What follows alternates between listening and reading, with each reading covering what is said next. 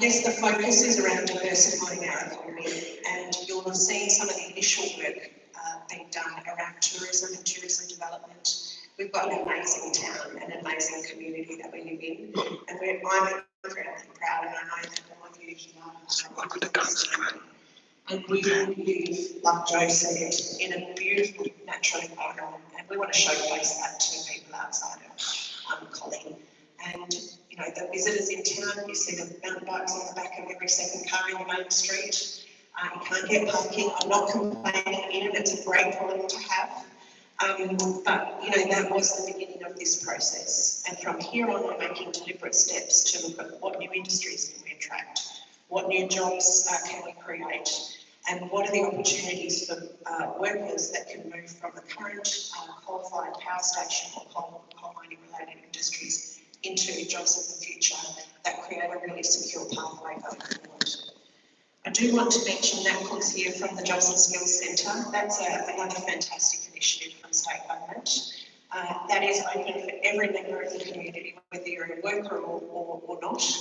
My son, who's just finished high school, went down and got help with his resume. So it's a hub for everyone for information about what is my future, whether that is that you're a transitioning worker or somebody who's wanting to return to work or a new person moving into the employment field in Collie. And I probably will finish off just by saying that what we have developed here around the just transition for Collie has, I don't know if you've seen, but Collie's been in the news a fair bit recently, possibly tap into some of that tonight. But one of the fantastic things that we've been in the news for recently is around the fact that the just transition work being done by Collie is seen as an international example for how to support a community through significant changes and make sure that you come out on the other side of those changes with a vibrant, functioning, beautiful place to continue to live and work. So in that respect, I'll probably leave it there, and I want to hear more about what's going to happen in terms of energy in the future. So thanks, Julie. All I have to do is to introduce Jai, and I'm here with next time. Jai Thomas is the Deputy Director General and Coordinator of Energy at Energy Policy WA. Thanks, Ted. Thanks, Jodie, and thanks for having me tonight. I've got about 15 or so slides, and I'd like to take you on the sort of journey of where we've come from, where we're at, and where we're going in our energy transition. There's a fair bit to get through. Obviously, we'll have questions at the end. Welcome to country, certainly acknowledged country myself. It's really good to be in Collie. It's an area close to my heart. I'm not a Collie local, but my folks are just down the road at the top of the Preston Valley, and spent most of my childhood on the mountain bike trails between the bottom of the Far Road and the Dan kiosk. So it is a great place to be, and great to be talking energy. I'm also an energy nerd, so roll with me on that through the evening. When we talk about energy, I guess just framing it up front, there are three things we have to think about. Safety is a non-negotiable, so that's a fourth thing, but that's kind of fixed. But the reality is we have to consider how reliable energy supply is, how sustainable energy supply is, and how affordable energy supply is. Historically, it's just those two things of how reliable and how affordable, and sort of trade-offs between the two.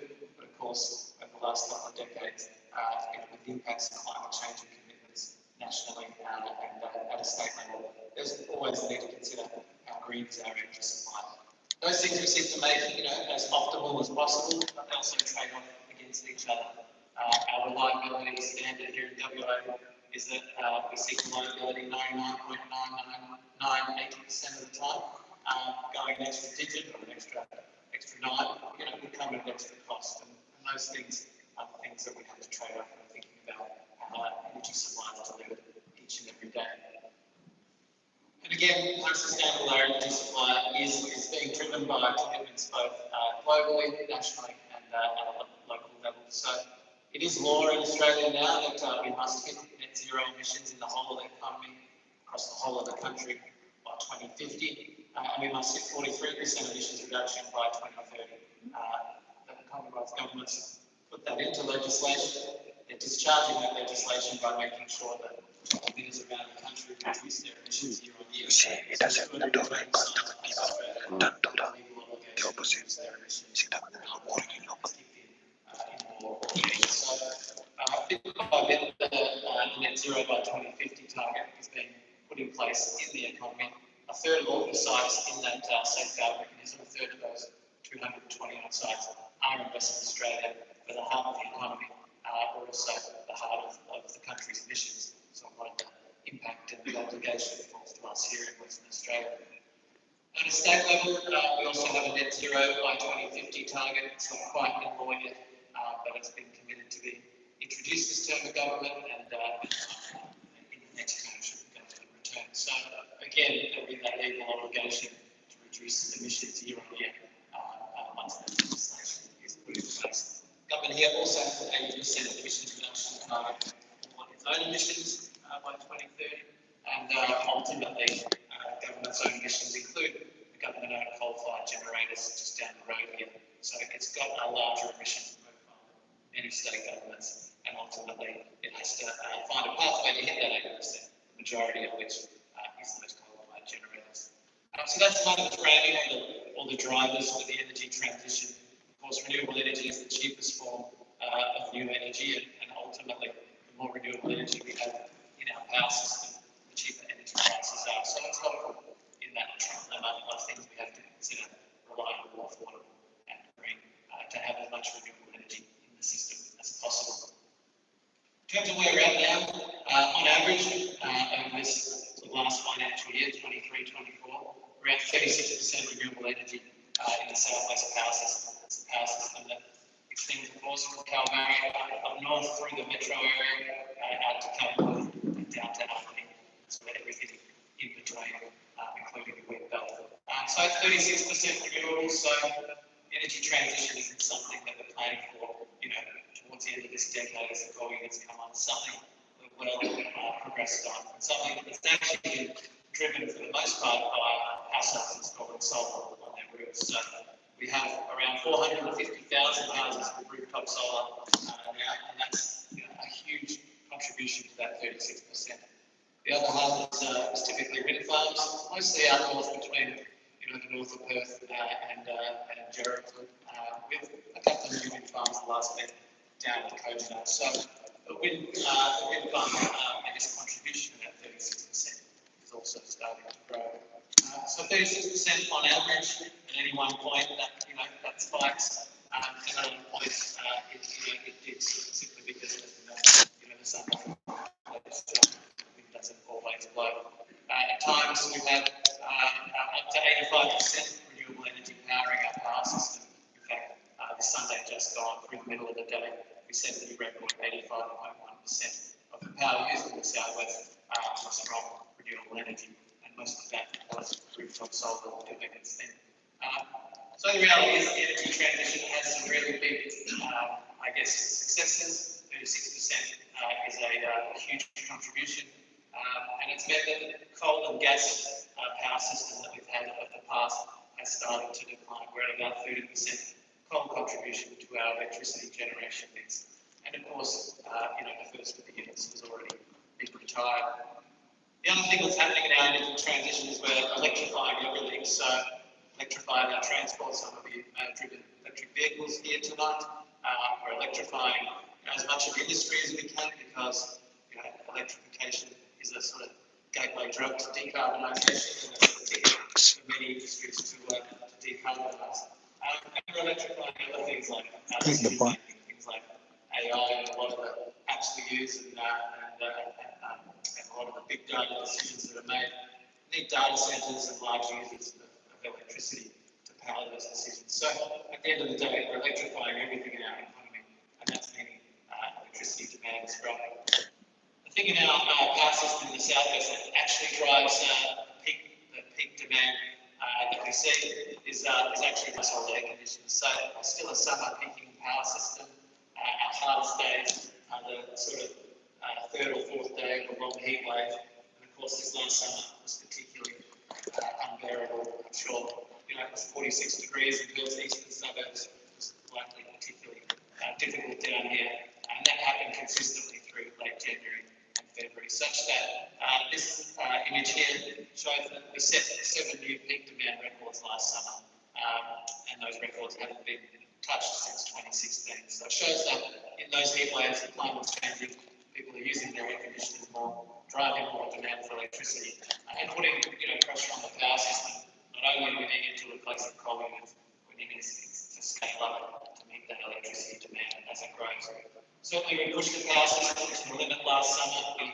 We had many afternoons where there wasn't a lot of reserves ready to come online should a unit fail or demand just continue to grow unexpectedly. It was a difficult summer, and ultimately we made it through with the lights staying on with reliability maintained, but it was a hard summer. I often say I had a head of hair like Jason at the start of summer. Look at me now.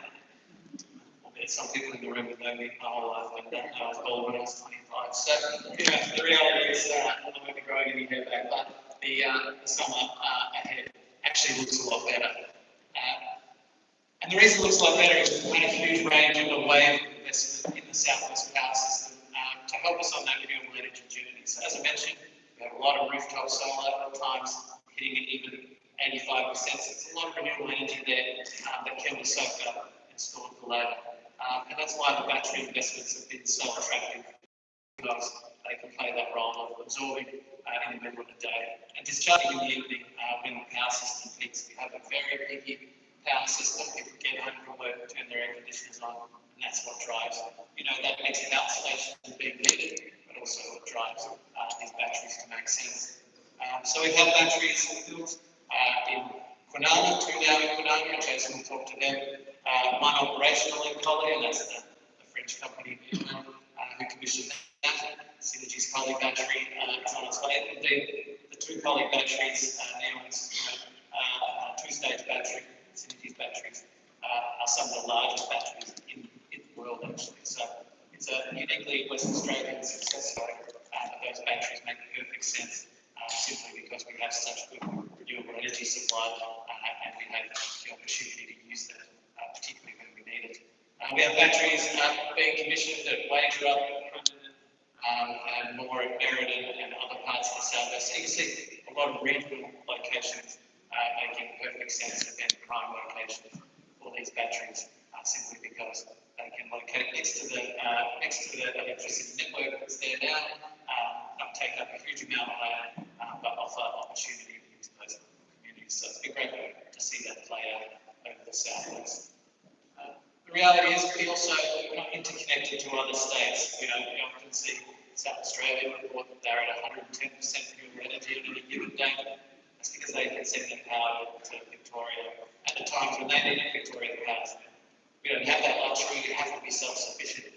So again, those batteries make so much sense simply because they help us with that self-sufficiency. Looking ahead, we know the economy will continue to grow. We've got new industry emerge. Some of that will be at the Coolangatta SIH down the road. Some of it will be in Kwinana and expansion of the industry there. Some of it may be north up in Geraldton with things like hydrogen or data centers becoming a thing. It's a very safe bet to acknowledge that electricity demand will grow year on year all the way to 2050 as we decarbonise the economy, as we electrify anything that can electrify. And so the reality is we'll need to continue to keep pace, not only with the coal replacements and the retirements of gas facilities later in the late 2030s, but we'll also need to keep pace with electricity demand growth. It's probably going to grow by around 500% by the end of 2050. And so that will require a huge amount of electricity generation to support that growth in demand for electricity. Again, households will still demand electricity to power their air conditioners, but they'll need it to power their cars, and industry will need it to power their industrial processes. So that's, Alcoa is now 32 ways, they're just down the road, or other parts of our economy where they can electrify. That's the way they'll decarbonise, so we expect to see that happen in Australia. And of course, we'll need a new range of electricity generation sources. I mentioned the batteries, about $5 billion in that list of batteries being built. The next wave of investments will have to be new wind farms, and to bring that wind energy back to where it's used, we will need new transmission lines for an expansion of our existing transmission network, simply to make sure that those electrons can get around to where they're needed. Just touching on what the future mix will be, the slides are a little small and hard to read, but that big green band there is basically the growth in new wind farms that we need to see to make sure we continue to keep the lights on as demand for electricity grows. You can see the black bits of the COP exiting, and the bit up the top is just the continued role of rooftop solar. This is just modelling, so inevitably it will be wrong, but ultimately the glide path will largely play out simply because the cheapest form of new energy is renewable energy, and we need to make sure that electricity is also as affordable as possible for the households of Western Australia, but also for industry, to make sure that our industry is as competitive as possible. So, the reality is there's also a role for gas in there. We expect to see renewable energy doing 90-95% in the early 2040s, but gas will have to fill that last 4 to 5%. And really act as caterpillar in the energy transition. There will be times in winter where it is particularly cloudy, where it is particularly still. Gas will have to kick in those moments. And so it's not going to be gas on at all times, but ultimately it will have to fill that role as caterpillar in the energy transition. I mentioned transmission and where we're going. So the government's made some commitments to new transmission infrastructure to date.